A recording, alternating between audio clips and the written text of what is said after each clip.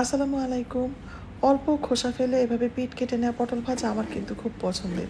এর জন্য পটলগুলোকে হলুদ লবণ মেখে খুব ভালোভাবে এপিঠ ওপিঠ ভাজতে হবে, তবে পোড়া পোড়া করে নয়। তাহলে তিতা লাগবে, আর তিতা পটল খেতে কিন্তু আমার একদমই ভালো লাগে না।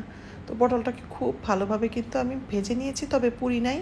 এরপর ওই তেলে ইলিশ মাছের ডিমটাকে এভাবে ছোট ছোট টুকরা করে ভেজে তুলে নিব। আর তারপরে বেশ খানিকটা পেঁয়াজ কুচি একটু নরম হওয়া পর্যন্ত ভেজে নিয়ে এর মধ্যে দিয়ে দিচ্ছি পেঁয়াজ বাটা, লবণ, হলুদ, মরিচ আর সরিষা বাটা।